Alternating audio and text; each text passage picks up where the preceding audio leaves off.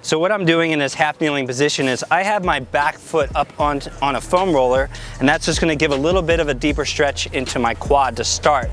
Now, just like the hip flexor stretch that I previously showed you, you're going to have a foam roller here, and what this is for is to help you to create better tension in your abdominals. So what I'm doing with this arm is I'm actually trying to crush this foam roller by bracing. I'm bracing my abs, I'm bracing with my lat on this side, and that helps to create better isolation in the hip flexor and in the quad. So once I have that position, I'm contracted here.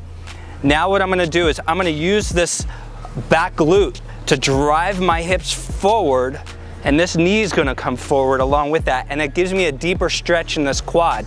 Then I'm going to grab the earth underneath this knee to pull my hips back. At the same time, I'm still maintaining tension on this foam roller the whole time. Again, I'm going to drive forward, grabbing the ground with this back glute, and I'm going to try to pull the ground underneath me forward, or I should say the ground underneath me back, and that's going to drive my hips forward. This knee is going to come forward. It's giving me a deeper stretch in the quad, and then again I'm going to grab the ground, pull it forward, and that's going to bring my hips back.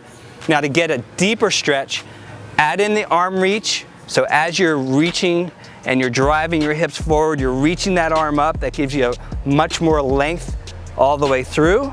And then pull the hips back. Keep that arm reaching as you come forward and pull back. When you first start off with this quadricep stretch, start on a low surface. So right now I have this foam roller underneath my ankle, but as you get better with this range of motion, that's when you move to a higher surface. So you can move into putting it up elevated a little further. I'm going to use this box here, and that's giving me a deeper stretch even to start.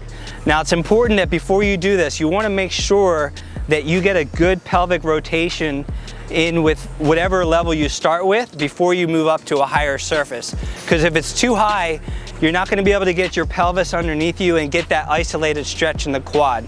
So that's what I'm going to do here. Same effect.